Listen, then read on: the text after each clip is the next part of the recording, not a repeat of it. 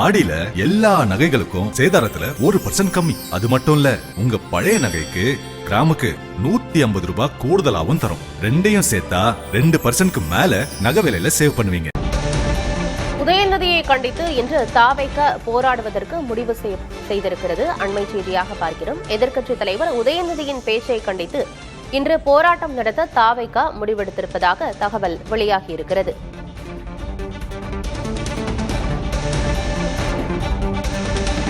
உதயநிதியின் பேச்சுக்கு எதிராக காவல் நிலையங்களில் புகார் அளிக்கவும் தாவேகாவினர் பரிசீலனையில் இருப்பதாக தெரிகிறது.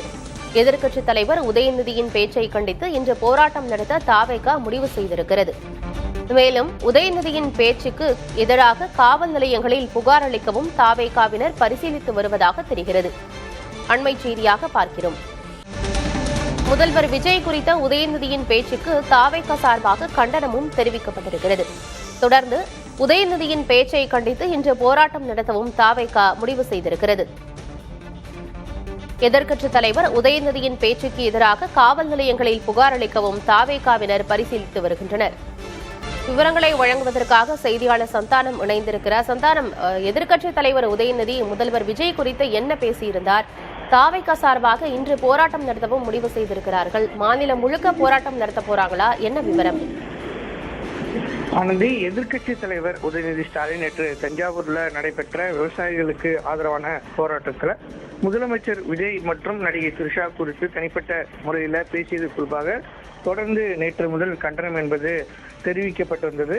இந்த நிலையில்தான் தாவேகா சார்பில் இன்று தமிழ்நாடு முழுவதும் போராட்டம் நடத்த கட்சியினுடைய பொதுச் செயலாளர் மாவட்ட செயலாளர்களுக்கு அறிவுறுத்தல வழங்கியிருக்கிறார். இன்று காலை 10 மணிக்கு தமிழ்நாடு முழுவதும் எதிர்க்கட்சி தலைவராக இருக்கக்கூடிய உதயநிதி ஸ்டாலினை கண்டித்து போராட்டம் நடத்த தாவேகா சார்பில் முடிவு செய்யப்பட்டிருக்கிறது.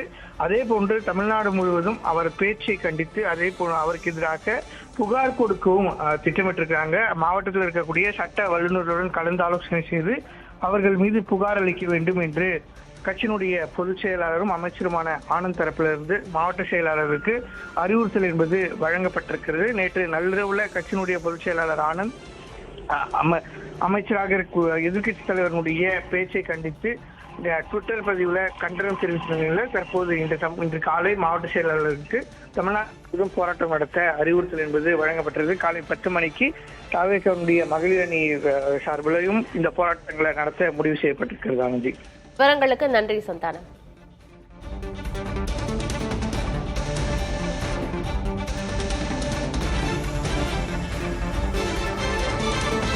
உதயநிதியை கண்டித்து இன்று போராட்டம் செய்வதற்கு தாவேகா முடிவு செய்திருக்கிறது. அது குறித்த அண்மை செய்தியை பார்க்கிறோம். ஆடி 18 வாங்கும் தங்கம் மகாலட்சுமியின் அருளை வீட்டிற்கு வரவேற்கும் மங்களத்தின் அடையாளம். இந்நாளை லலிதா ஜுவல்லரியின் பொன்னான ஆடி ஆஃபரோடு கொண்டாடுங்கள்.